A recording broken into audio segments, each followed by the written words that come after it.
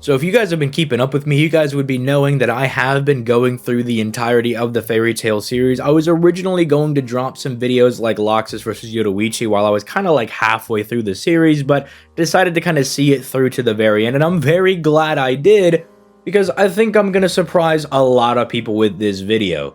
I can confidently say that the title of this video is going to live up to its name, because Natsu, and by extension a lot of the characters in Fairy Tail, are way stronger than I ever thought they could have been. They're actually quite insane. I expected them to have like, I don't know, some country level power, maybe some FTL feed in there, and then a couple of hacks here and there, but no, if you see the notes for this video, this guy has like a whole Bible chapter dedicated to just his abilities, and I took a long time trying to water it down. That being said, there is the Fairy Tail 100 Years quest that also does shine a little bit more light on how strong these characters are. I have not read that yet. I kind of want to set that up for maybe a follow-up video, but I also don't think they exactly need it. It helps with some of the scaling and some of the abilities, but it's definitely not something that the characters of Fairy Tail need. So intro aside, if you enjoy power scaling content here on the channel, make sure you leave a like on the video and you subscribe to the channel for future content.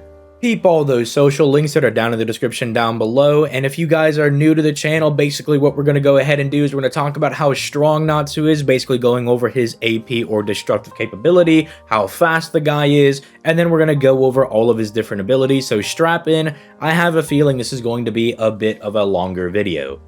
Now, there are quite a few different tiers you could scale the characters of Fairy Tail to, but you guys know what I like to do on the channel. I like to start small and slowly build up to some of the higher tiers that they scale up to. And very early on in the series, we have some really good mountain level feats. I mean, even just Urza's numerous statements of her being able to destroy numerous mountains actually have a little bit of validity to them, because other characters like, say, Juvia are able to create this rainstorm over Tenro Island that has a similar calc, and we actually know that Juvia is weaker than Urza. Or even Ozma tipping over the Tenro Island tree was also counted being mountain level, and these are characters that Urza either scales above or scales to. And so it honestly gives statements like those a bit of validity, especially when we also have stuff like, say, Makarov's Fairy Law, which is just this light attack that targets all the enemies of Fairy Tail, was able to split some clouds that had a similar result. So already kind of getting into the power scaling of Fairy Tail, we already have a couple mountain level feats that have some precedent, but it starts to ramp up pretty quickly. I know this is literally everybody's, favorite feat to talk about when power scaling Fairy Tail. It is the feat of a literal dying Urza being able to destroy a meteor from Irene, one of the strongest characters in the series. And this was actually calced at being small country. And when I say that Urza was literally dying when she did this, I mean like all the bones in her body were broken. She was getting like stepped on by a dragon. She was already exhausted from the fight before. And she just leaps herself up there and is like, let me destroy this country level meteor real quick. All that to say, it actually lends a lot more credence to the next tier that these characters scale to, and it's kind of the main tier for Fairy Tail that a lot of people will scale this verse to, and that's multi-continental. So why multi-continental? Well, there's this thing in Fairy Tail called the Etherion Cannon, and it's stated to be able to wipe out any country on the map. However, when this is actually calced out, completely eviscerating an entire country actually comes out to being more multi-continental, because you got to completely eviscerate the country. You're not just like destroying the surface level of the country or anything. Again, we've seen this thing been fired, and we know how destructive it can be. Now, here's the interesting thing about the Etherion and why a lot of people are actually able to scale to it towards the end of the series.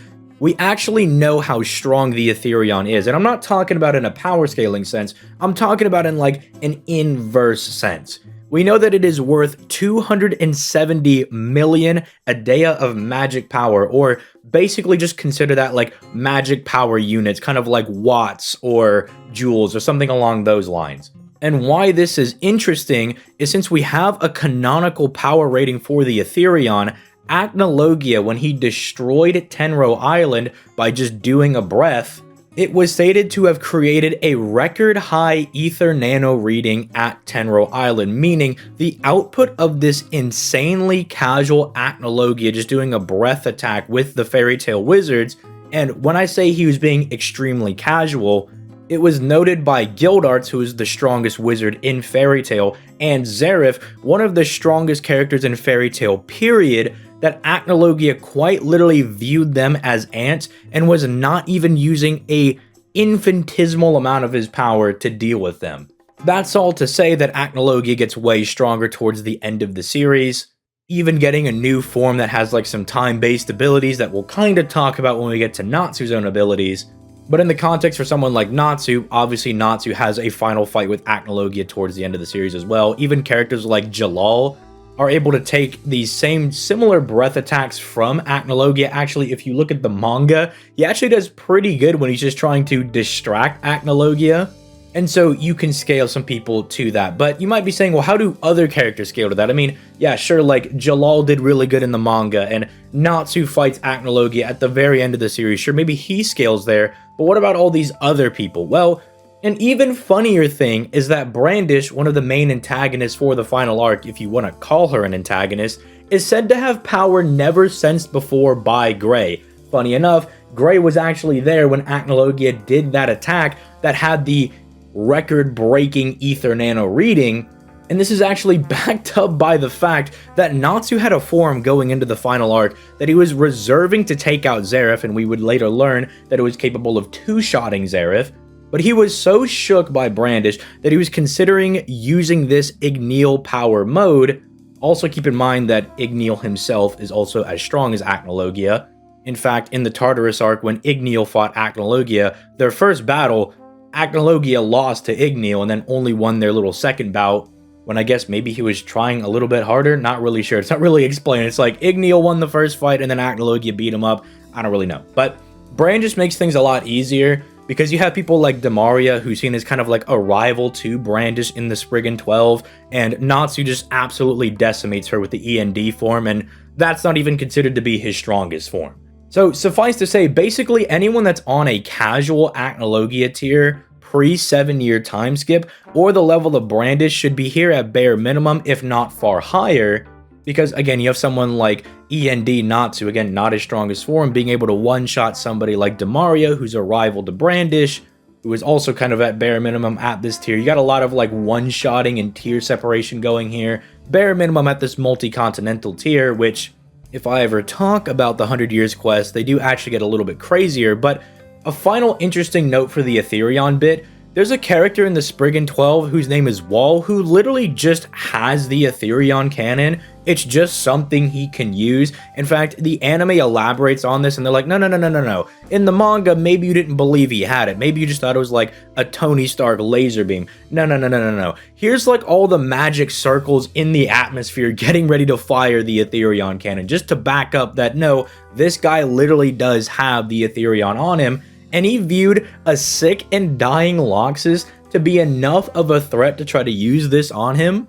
That Loxus then gets cured of the magic aids that he has, basically. Gets an amp on top of that with the red lightning plus lightning beyond lightning that he gets, and then just one-shots that dude. Keep in mind, while having this as a member of the Spriggan 12 is basically Zareth's counterforce against someone like Acnologia. And he comes from like a completely different continent. It's kind of like Wall is that counter to the Etherion. It's like, oh, you guys have this big space laser where you need like 12 different people to be able to use it. Well, to us, that's just like a Kamehameha for this guy to use. Like, it's just a casual attack that he can do. But it actually gets a little bit higher than this. Aside from the 100 Years quest, as I am aware that there are some like moon level and planetary feats in there, we already actually have this towards the end of the series where Jalal actually says that Acnologia was going to destroy the planet as he is fighting Acnologia, and this is after Jalal took a few hits from him, which gives it more precedent. Actually, he's like, I actually took these attacks, I know how strong it's going to be. And as I mentioned earlier, Natsu actually has a fight with Acnologia towards the very end of the series, so he would obviously scale to this if you're going to take that as well, especially with the 100 Years quest stuff involved. But here's where things actually get really crazy. There's actually some universal scaling for the Fairy Tail characters. So there's a few things for this. One, there's a character named Blue Note who is capable of making an infinite black hole, and this was crushed by a pre-time skip Gildarts. But then Natsu himself is faced with this same Blue Note post-time skip trying to do the same black hole technique, and then Natsu one-shots that guy. So infinite black hole, one shot by, you know, a pre-time skip guild arts that Natsu actually scales up to after his training in the final arc, and then you also have him just straight up also fighting that guy. So it's like, not only does he get as strong as the guy that one-shot the dude, but then he just one-shots the dude as well. It's just really funny. If it was just that, though, I'd be like, okay, maybe it's like just a higher end argument you can make, because it's not like Hiro Mashima is a guy that really uses a lot of hyperbolic statements or anything. He's actually very consistent on a lot of his statements. And we'll actually kind of get into that where we start talking about more of the conceptual stuff that Natsu can do, and we start talking about existence erasure, because Hiro Mashima is one of those few authors that actually kind of seems to get what he's talking about, funny enough. Wouldn't really expect it from like the waifu magician anime, but the guy's got it locked down. But here's another interesting thing. Now, this does come from a filler arc in the anime, but if it makes you feel better, we're just going to use composite Natsu. Like, I don't want to hear any like whining and complaining that I'm using the filler to talk about this, because this is really crazy.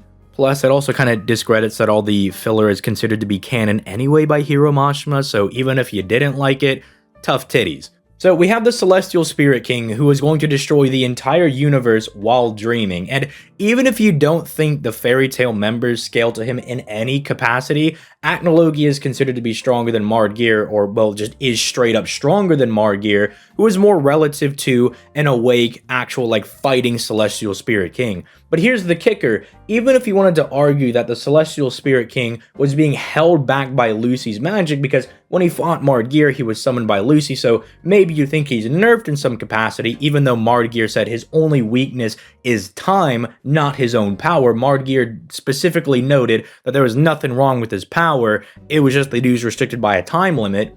That same Celestial Spirit King has actually fought Mardgear in the past, and it was a similar result.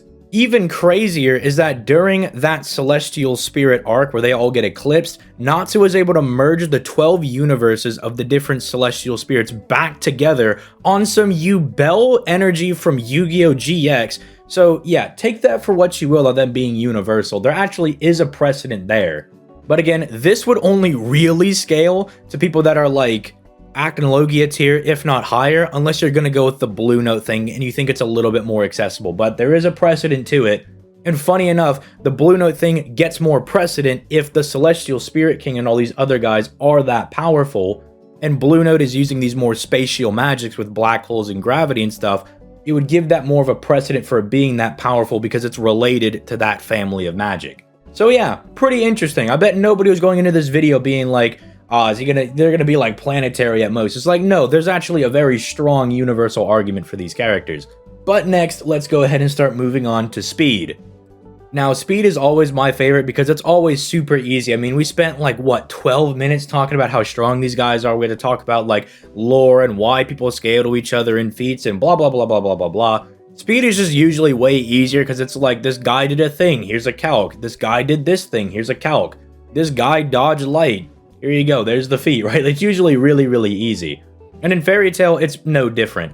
Although, interestingly enough, people probably don't know that they start off much faster than they think, because a lot of these characters, as early as like the first couple of arcs, should be relativistic, because you have Gaggiel earlier on in the series, who is far weaker than someone named Loxus, who uses lightning magic, while heavily injured, was still able to blitz over and protect this other character named Levi from Loxus's lightning. However, it was actually couched at being 2% the speed of light.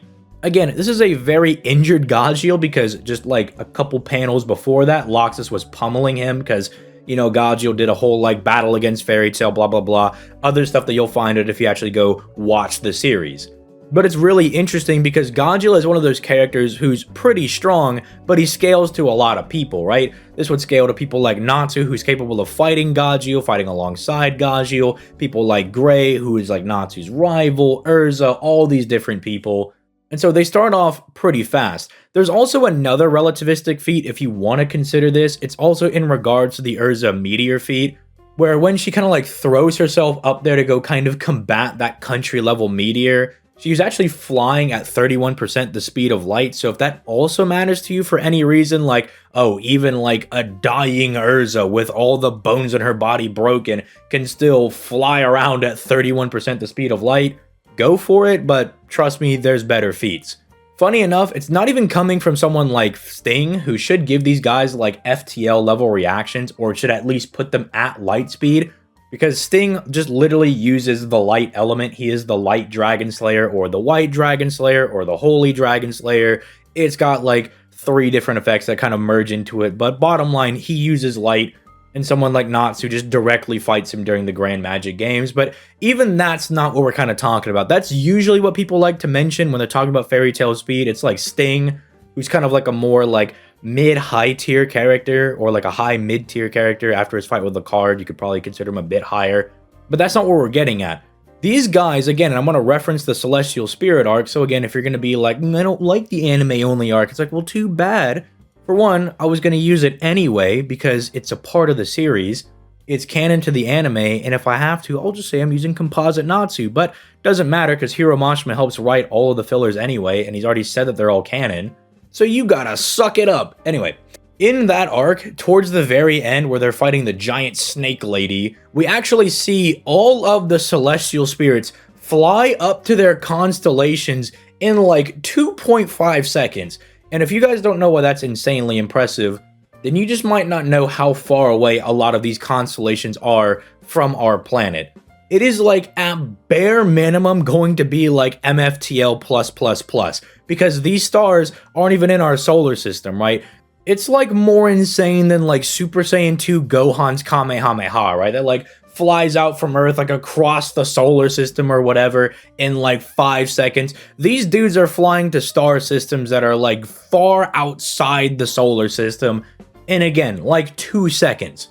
They are insanely fast. If anything, that entire arc was just like, man, the celestial spirits are kind of jobbers. Let's fix that and make them a bit stronger. And the funny thing with this is that like everybody fights a celestial spirit, from Natsu fighting Leo, who's the leader of them, to Elfman fighting Tauros and their little battle. Like everybody's able to fight or interact with some celestial spirit in some way. I say in some way because Gray has like a dance battle with Cancer, so I don't know, take that for what you will. They're still technically interacting and fighting each other, I suppose. But yeah, it gets pretty insane.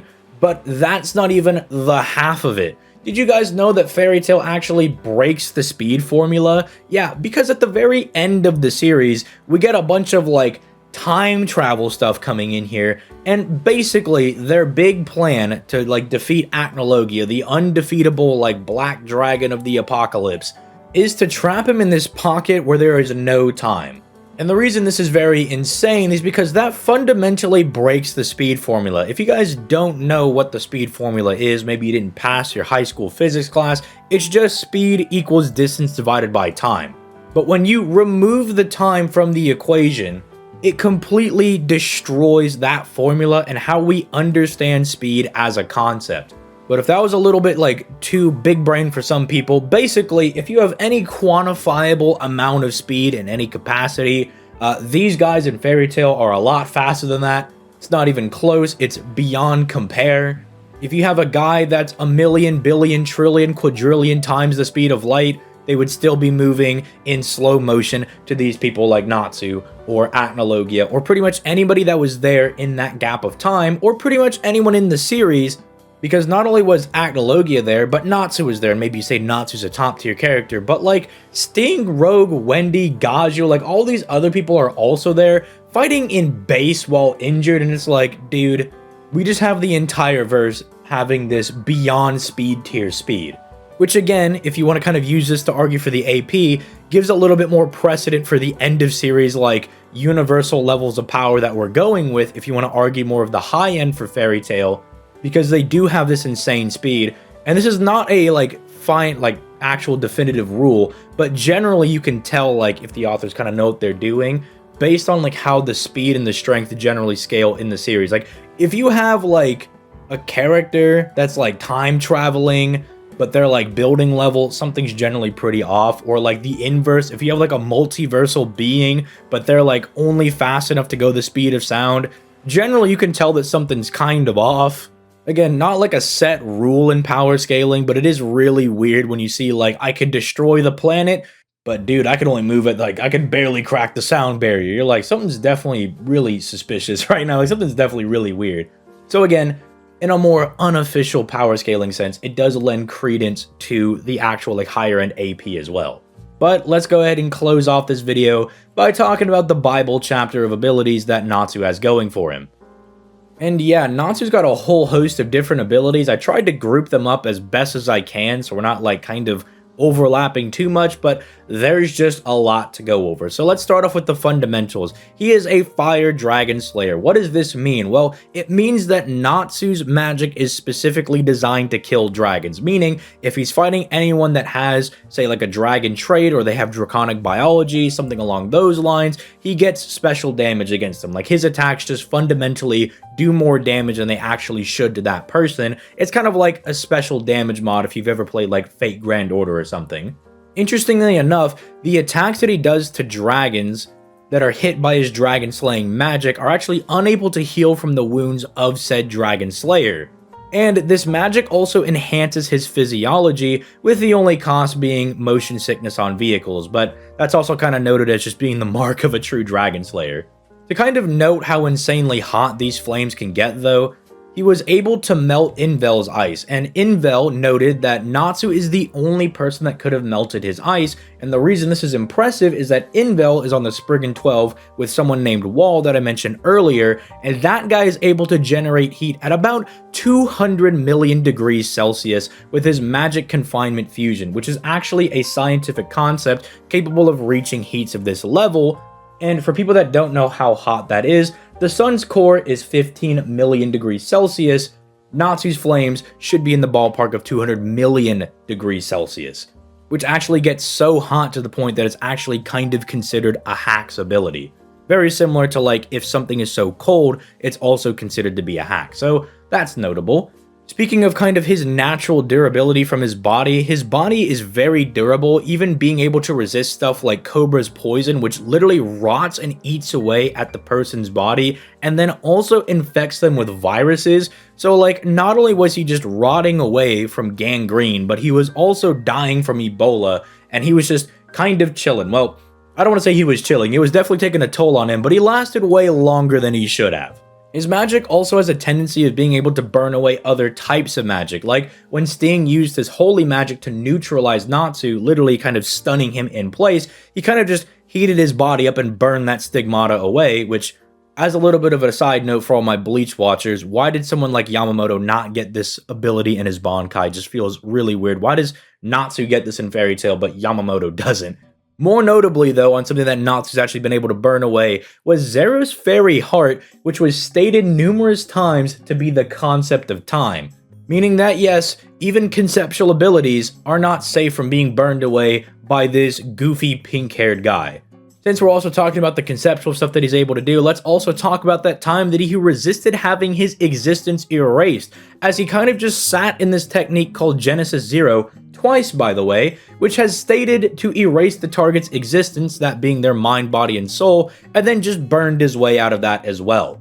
However, this isn't like the only time either that he's just been like immune to existence erasure, quote unquote, because Lucy got her existence erased, and nobody remembered her. Like, it was actual true existence erasure. Again, that's kind of what I was talking about when I'm like, dude, Mashima actually knows what he's doing, because some people will say like, oh, I'm gonna erase the target's existence but then still remember them. I'm like, no. That's not how existence erasure works, dude. If your existence is erased, nobody remembers you. Except Natsu. Like, Natsu just remembered it, just completely affected by existence erasure on like any level. You can't throw him in a realm to delete him, and he can't just delete people around him because he's gonna be like, bro, where did they go? Like, the dude is just an absolute unit. Even being intangible or being a ghost doesn't make you safe, because you have cases like Rogue, who can turn himself into a literal shadow and then just beat him up. Or Master Shosei, who can use literal ghosts as his fodder, and then just fairy tale wizards in general are able to just fight and interact and take him out. It's very, very wonky. Like, the amount of like resistances that this guy has is absolutely insane. He might even have some level of like attack reflection or just like counter attacks, right?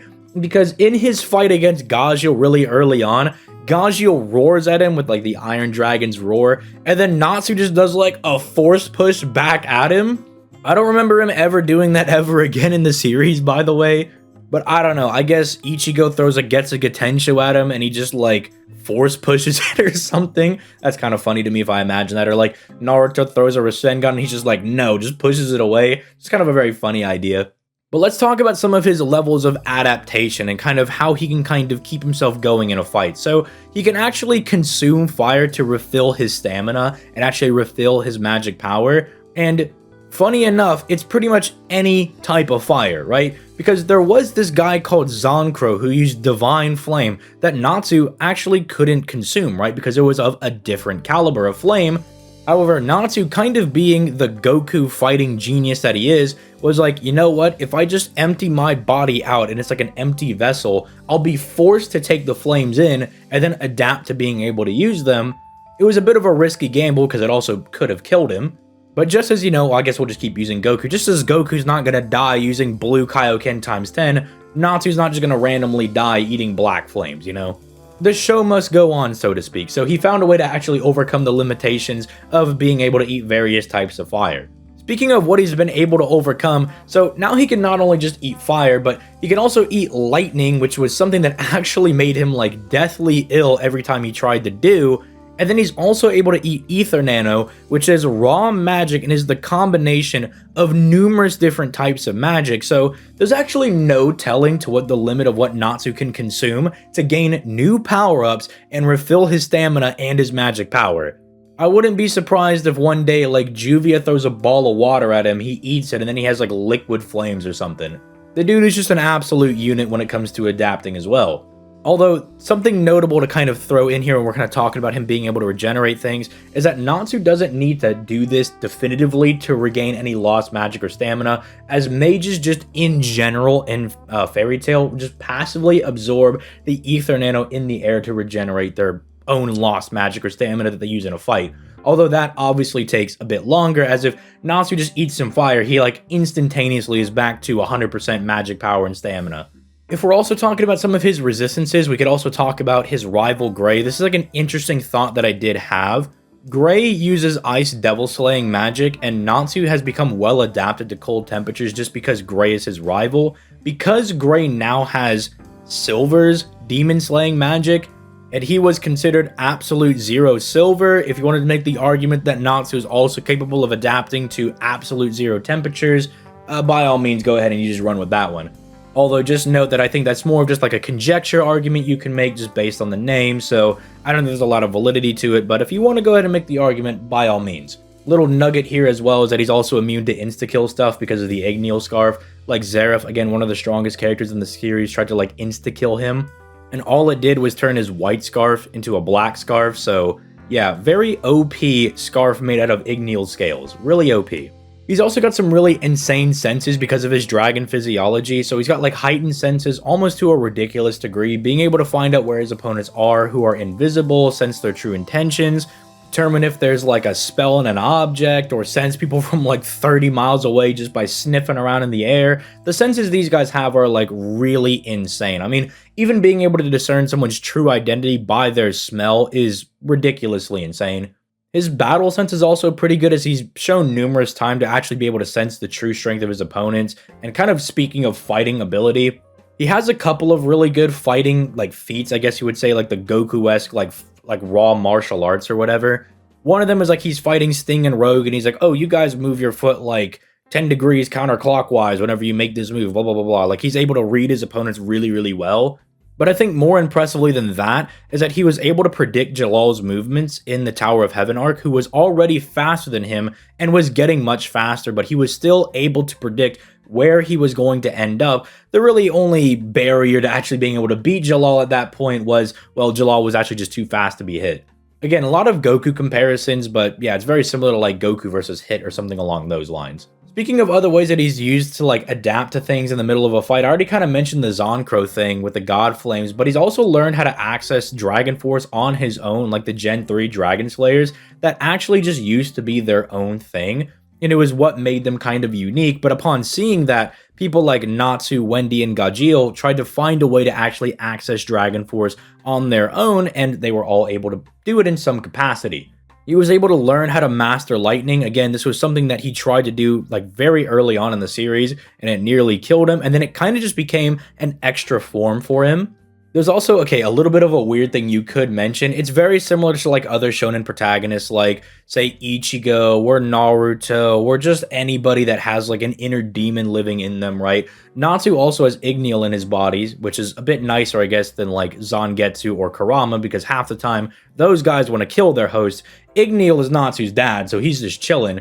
But yeah, if Natsu's like under great duress or something, Igni will like give him a pep talk, or even in the case of the Tartarus arc, he'll just bust out and be like, all right, it's not no one-on-one anymore, now it's a 2v1. And then you got to deal with Igneal as well, who has like insane dragon scales in his own right in Fairy Tail that do their like whole other thing that we're just not even going to mention at this point.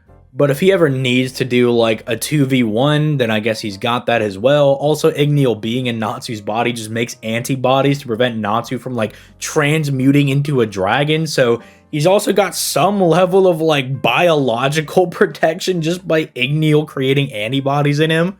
However you want to interpret that.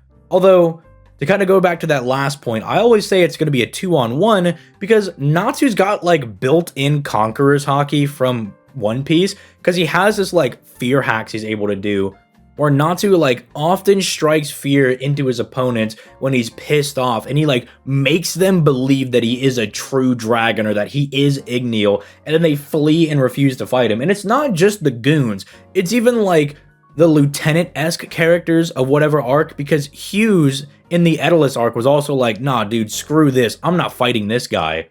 But it's not just fear hacks, he's also got like Charisma EX, because he broke Atlas Flame out of this future rogue draconic mind control just by talking with him and being like, yeah bro, you knew Igneal? Igneal's my dad. And then they're just kind of like talking, and he just broke him out of mind control. Hades was doing fear hacks on the other Fairy Tail members during their fight, and he was like, nah, here's my charisma, bada boom, bada bing, I'm gonna get stronger. And everyone else was like, so inspiring, we're no longer fear hacked by Hades. So like self-mental protection can break his friends out of that, but then can also hit enemies with fear hacks. Dude is just broken. I mean, as another little aside, he can kind of like propulse himself through the air with his flames, or he can just straight up fly if he has Happy to help him out. Happy himself is really crazy. Don't think that you can be like, oh, just take out Happy and he can't fly. Happy like intervened between Dragon King Natsu with the Igneal flames and Zareth, and somehow came out alive. He's like, oh, my paws are just a little bit burned. Dude also tanked like Jackal's like big explosive nuke during the Tartarus arc. Happy's kind of a little built different, although you kind of expect him to be if he's going to be pretty good in fights with Natsu. Like, you do want the guy that's carrying you and flying you around to be a little durable, and yeah, Happy's pretty durable. Now, here's something for standard battle assumptions, and if you don't know what standard battle assumptions and you made it this far in the video, it's basically a thing that we have whenever we do like power scaling or versus debating, and it basically says that we're going to take both characters in their best, most prime conditions, giving them access to all of their abilities.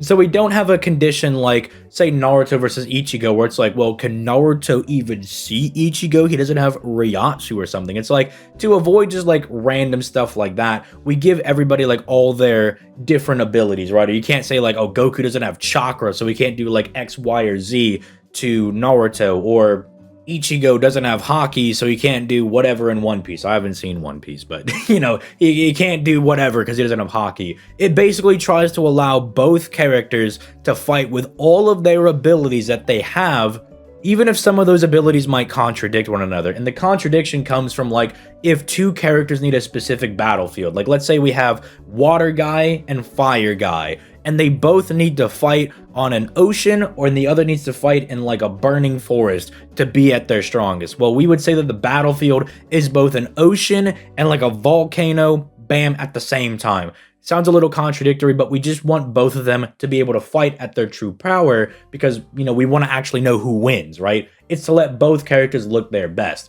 All that to say, to explain what standard battle assumptions are, there is one last ability that Natsu has, and that is the protection of Tenro Island. And basically what this does is it makes Natsu a little bit stronger, boosting his magic power while he's on Tenro Island, but it actually makes them undead. It prevents them from dying, so they have a type of immortality. when they're on Tenro Island. As long as the Tenro tree is up and they're on the island, they are immortal, like they cannot die. All that to say, with everything that Natsu has, it makes him really, really hard to kill. He's got a couple of really good abilities, like the ability to burn away concepts and stuff like that, right? That's always really good. But between like being able to be immune to like actual existence erasure, having a type of immortality, being just insanely durable in general, Natsu is like one of the ultimate, just gungliest, bungliest, really hard to take down, high durability characters. Because this is pretty much it for everything that Natsu's kind of got going for him. I mean, we have the different forms, right? Like you have Dragon Force, which is kind of like their Super Saiyan, right? It multiplies his power by several times, although for Natsu, it seems like he's actually mastered his Dragon Force to a higher degree of other people, so if you wanted to say that his was maybe higher than that, maybe it was like at least 4 times, because all they say is several times, right? So it's a little ambiguous. But you take the bare minimum being like 2 to 3, and if you're like, well, if everyone else is like 2 to 3 because it's several times and he's mastered his to a higher degree, maybe he's got like a 4 times amp or something. Just a little bit of conjecture, something you could maybe argue in the comments. He's got his Lightning Dragon mode, which just gives him, you know, lightning abilities on top of everything else with the bonus of being able to paralyze opponents. There's Hellfire mode where he gets like real dragon fire to do real dragon damage. He's got the Celestial Fire mode and the other Cosmic Celestial mode, where he gets like Leo's Black Fire and eats this weird purple goo in the Celestial Spirit Realm. Fire Dragon King mode, where he just gets basic, it's just Natsu but stronger. Dragon King plus Dragon Force, you know, self-explanatory, merging forms together, where he becomes E&D, he becomes a demon for all of 5 minutes in the actual story. Not that that's the actual time limit, it's just he literally is only a demon for 5 minutes, and the only thing he would really gain is curse energy, which is basically magic but not in Fairy Tail. As you can kind of tell, like, not a lot of these forms are really doing a whole lot. The only one that's actually really going to do something is like the Omni Dragon form that one-shots Acnologia, because it gives him the properties of every Dragon Slayer. So everything I said about like his fire abilities being a Fire Dragon Slayer, he has that, wind, iron, lightning, poison, light, and shadow, but those also extend to like any ability that's white or black, any ability that's considered dark or holy. Very insane. Because even in that form, if he doesn't have access to like lightning or fire, for instance, he can just breathe in the air and get an amp with the Wind Dragon Slayer attributes. But yeah, the dude's got a lot going for him, but he does have one last ability that I haven't mentioned that I'm sure a lot of people are going to want me to mention towards the end of the video. This is kind of just a perfect spot for it. That's the power of emotion. Very early on in the series of Fairy Tail, we learn what magic is from Master Makarov. He says that your magic power and the way that you're going to grow is through your power of emotion, right? It is based on that. If you're more sad, if you're more happy, if you're angry, etc., right? And all I want to say is that this is no different from any other shonen, right? After finally going through all of Fairy Tail, you know, reading it, watching the anime, I want to say it's literally no different than any other shonen. The amount of times that Natsu tries to do a power of friendship thing and actually succeeds is very few and far between. Most of the time they try to do it, they end up getting a reality check from whoever they're fighting. I think one of the best examples is against like Master Hades. Like they go in there weak and they're like, but as long as we got each other, we're gonna go beat him up, and it fails. And then Loxus comes in, he fails. He then tries to power up Natsu and he's like, Natsu, do this symbolic thing and beat Hades as a Fairy Tail member because I don't have the guild mark anymore. That ultimately ends up failing. In fact, even their final assault against Hades was going to fail if not for the Exceeds actually taking out Hades' heart on the ship. That's the only reason they win. They don't win because of friendship. They win because they literally blew up his heart like a separate group was doing something else. And I want to say, if you want to rag on Fairy Tail for doing it, then rag on other series. Bleach, very early on, is very explicit about your spiritual pressure fluctuating depending on your emotion. It's actually explained that way because that way you can see that some people are like, oh, they're losing this fight, they should be winning, or they're not doing as good, but that's because they're depressed in the cases of someone like Ichigo, or they're just not as gassed as they normally are, like someone like Renji, who's normally always gassed, but when he's more sad and mellow, well, his spiritual pressure kind of fluctuates. Naruto pretty much always uses their power of emotion thing for most of their chakra and whatnot. Dragon Ball is like the king of anger power-ups, right? Like that's pretty much all of the cool moments in Dragon Ball, and I just wanted to kind of throw this out here towards the end of the video, that if you've never given Fairy Tail a shot, I highly consider going ahead and doing so. I've noticed it's kind of a thing here on YouTube for like the past maybe year that it's been kind of like a fairy tale renaissance where people are going back and they're kind of noticing that fairy tale is not as bad as they originally thought. And so not only if you just enjoy debating and doing power scaling stuff, the verse is very, very powerful. There's some really dummy OP broken stuff in there, as I hope I've demonstrated in this video, but it's also a decent watch if you want to go watch it. In fact, it's one of my favorite shonens, if not my favorite shonen that I've seen in quite a long time. If I can give you a little bit of food for thought before you do decide to go watch it if you want to, Fairy Tail, they do kill off a lot of their bad characters, right? If people tell you that people don't die in Fairy Tail, they're definitely lying and they've never seen it. A lot of the villains die. What happens to the heroes is that a lot of them don't actually die, but they get a fate where they might as well be dead. As in, like, they will never get to use magic again, or they're, like, stuck in an infinite time loop, things along those lines. It's very, like, Kamen Rider-esque, which is maybe why I do like it. It's like, oh, the villains get off easy and they die, but the heroes, they end up getting some fate worse than death, right? Where they have to live on their life, never being able to use magic again, or something along those lines. Although some people get off a little bit easy, like someone like Gajio, he got off a little easy. But with all that being said, I'm going to go ahead and end the video here on kind of that high note. I hope you guys enjoyed this video. I'm going to try to get back to doing some more power scaling videos, but sheesh, I need a little bit of a break. And by a break, I only mean like a week, okay? I'll try to be back next week with another video. But I'll catch you guys in the next one. Peace, late guys.